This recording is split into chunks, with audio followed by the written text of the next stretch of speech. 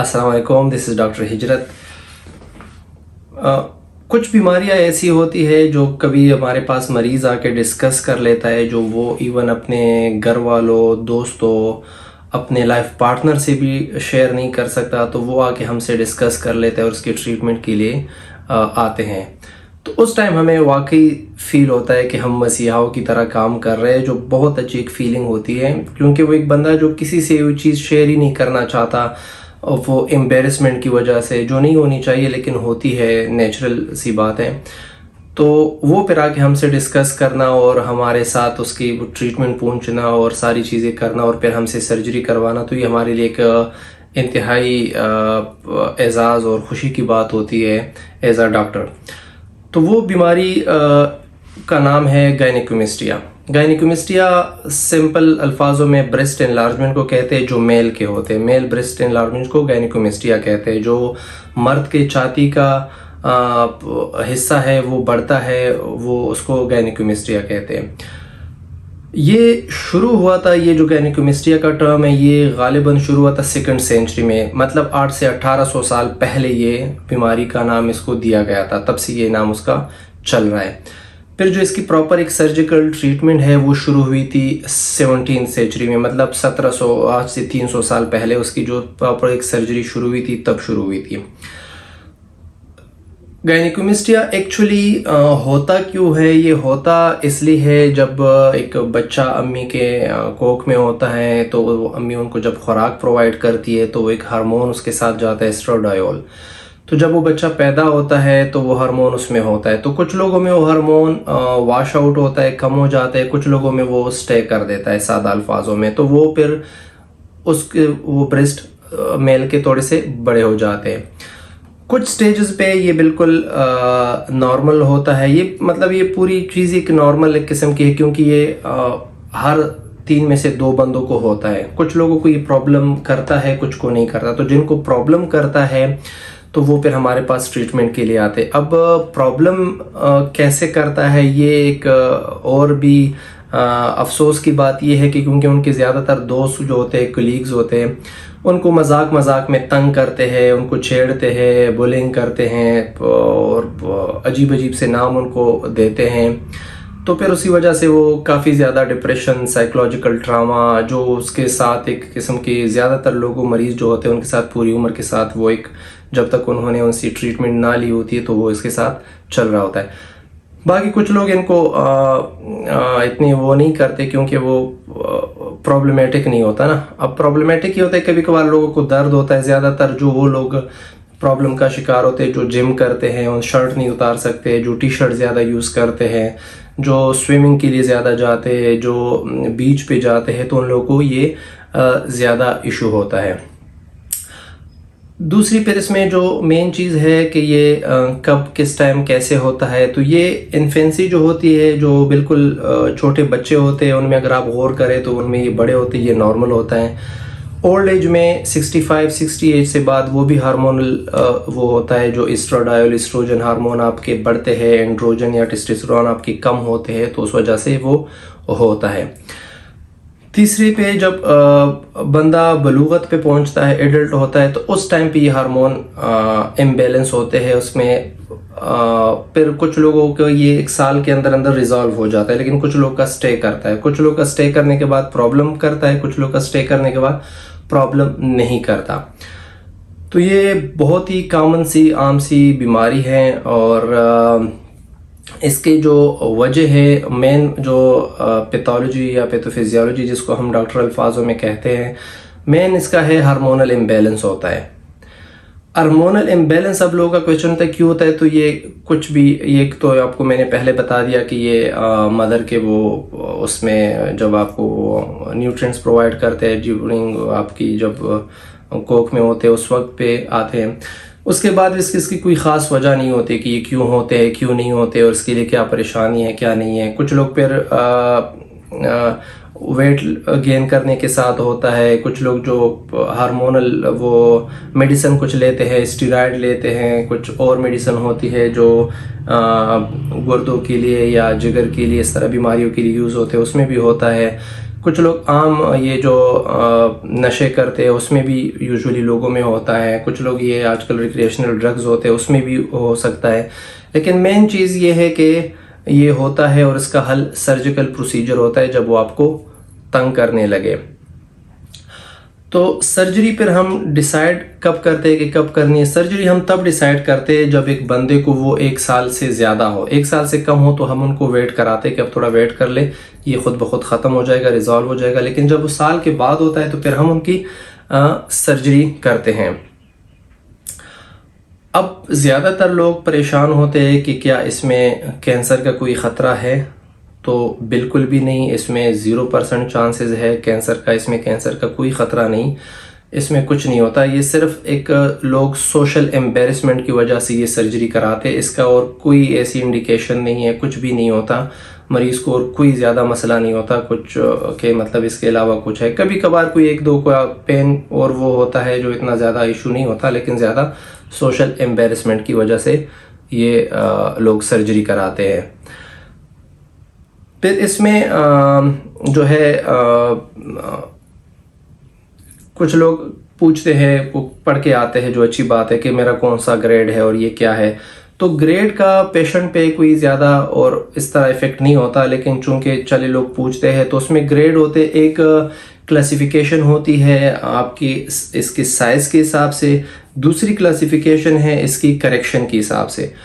तो साइज़ का हिसाब जो होता है, साइज़ ये होता है कि अगर मतलब इसमें ज़्यादा एक्सेस नहीं है, कुछ मीडियम साइज़ के साइज़ बड़ा है तो ग्रेड 1-2 में आता है।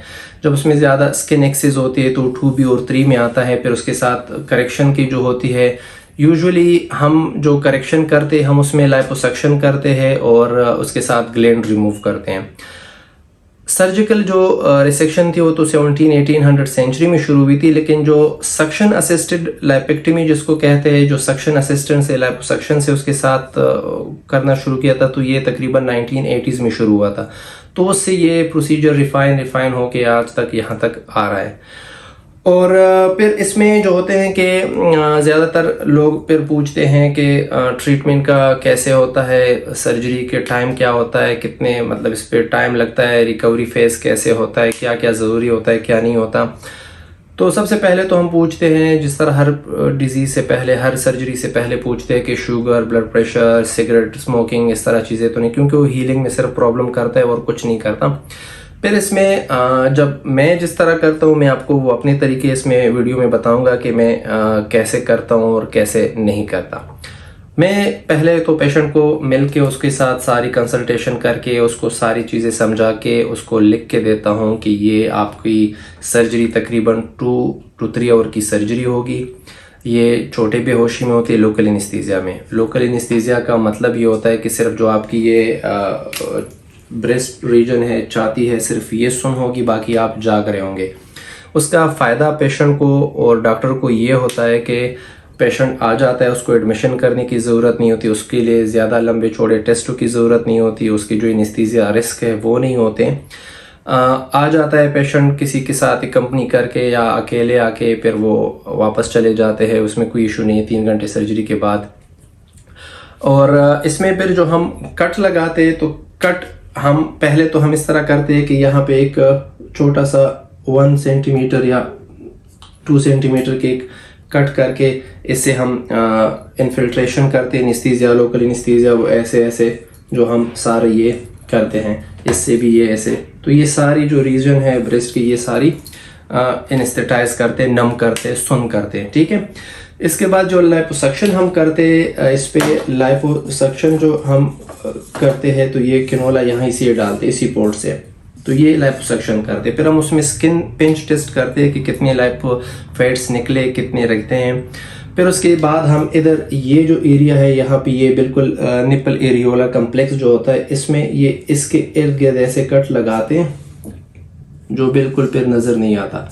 इसमें कुछ लोग के निपल बहुत छोटे होते हैं तो हमें ग्लैंड निकालने में बहुत मसला होता है। उसमें मसला सिर्फ ये होता है कि आपको जो हम टाइम देते हैं 2 से 3 घंटे, तो इसलिए देते हैं कि किसी पे 2 घंटे लग जाते हैं, किसी पे मैक्सिमम 3 घंटे लग जाते हैं, वो इस चीज़ों पे फिर डिपेंड करता है। क्योंकि ये लोकल एनेस्थीसिया में एक प्रॉब्लम ये होती है कि वो पेशेंट जाग रहा होता है, वो आपसे कंप्लीट टोटल सर्जरी के दौरान डिस्कशन कर रहा होता है, तो वो चीज़ें पूछ रहा होता है, तो ये फिर हम सारे जवाबात कोशिश करते हैं कि उनकी एक्सपेक्टेशन भी पूरा उतर के उनको सारे जवाबात दे। ये फिर सर्जरी कंप्लीट होने के बाद फिर इसमें हम ये करते हैं कि स्टिच जो हमें लगाता हूँ, एब्जॉर्बेबल स्टिच लगाता हूँ, इसके अंदर ही जो स्किन के नीचे होते हैं वो स्टिच लगाता हूँ, इसको रिमूव करने की फिर ज़रूरत नहीं होती। ये सब कुछ करने के बाद फिर हम एक ड्रेन रखते हैं 48 आवर्स के लिए। वो ड्रेन क्यों रखते हैं वो मैं आपको बताता हूँ। वो ड्रेन भी इसी सुराख से, नया सुराख इसके लिए नहीं बनाते, इसी सुराख से इसके ड्रेन रखते हैं। ये पाइप ये, और इसके साथ एक डब्बा कनेक्ट होता है जिसमें कोई कलेक्शन हो 48 आवर्स के लिए, तो वो इसमें आए। फिर 48 आवर के बाद ये यहाँ से एक स्टिच होता है, यहाँ से स्टिच होता है, वो कट करके निकालते हैं, जिसमें पेन बिल्कुल भी नहीं होता। उसके बाद फिर हम 2 दिन बाद जो मैं करता हूँ उसको मैं कंप्रेशन गारमेंट देता हूँ।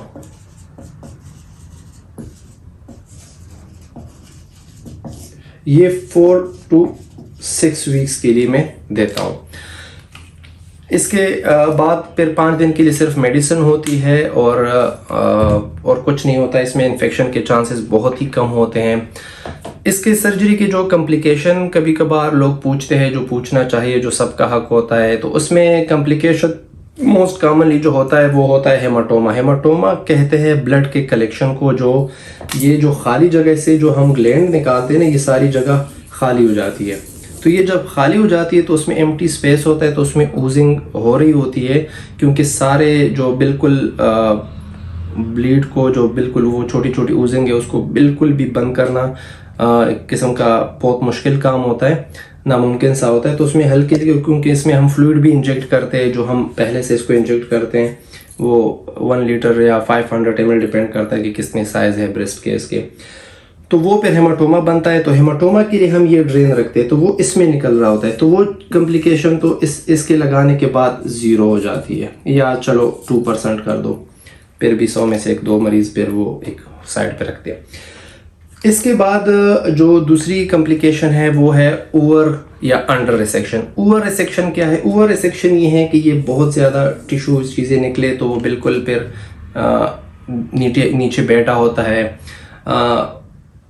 और ये तब कब हम डिसाइड करते हैं कि ओवर रिसेक्शन है, अंडर रिसेक्शन है। अंडर रिसेक्शन है कि बहुत कम काटते हैं। जो यूजुअली मेरे पास ज़्यादातर लोग रिविजनल सर्जरी के लिए आते हैं, वो पहले 1-2 दफ़ा एक जगह से कराया होता है, लेकिन वो सेटिस्फाई नहीं होते।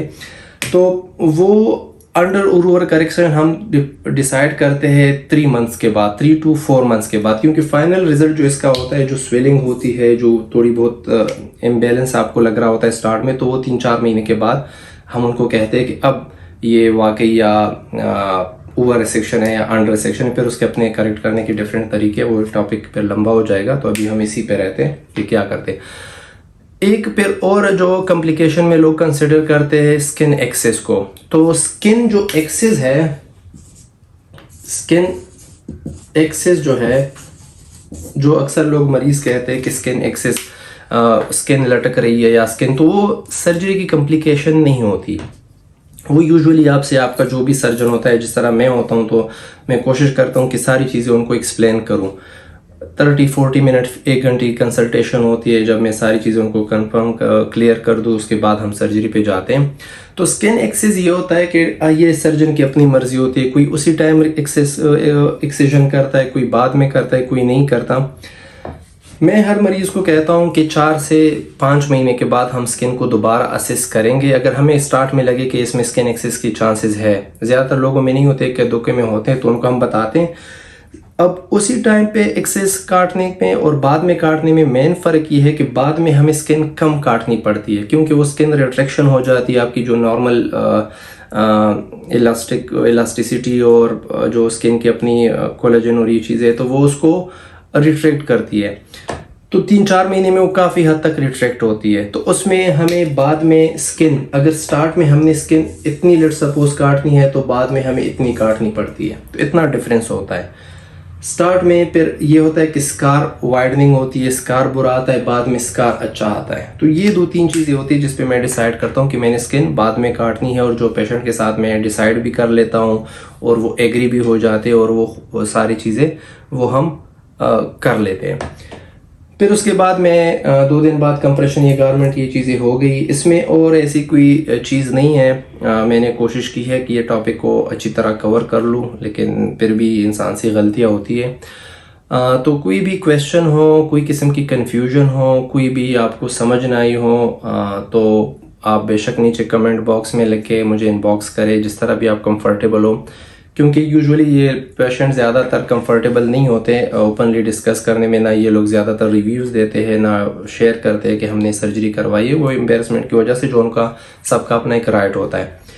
तो डॉक्टर का सबसे पहले काम होता है पेशेंट कॉन्फिडेंशियलिटी। तो कॉन्फिडेंशियलिटी जो है ये सबसे ज़्यादा ज़रूरी होती है, और जो हर डॉक्टर पूरी कोशिश करता है वो करता है। तो 99% डॉक्टर इस पे बिलीव करते हैं और प्रैक्टिस भी करते हैं, जो बहुत ही अच्छी बात है पेशेंट के लिए भी और डॉक्टर के प्रैक्टिस और एथिक्स के लिए भी। चैनल लाइक और सब्सक्राइब करना ना भूलें। बहुत शुक्रिया। कोई भी कन्फ्यूजन हो तो आप मुझे कमेंट में बता सकते हैं। Thank you. Take care.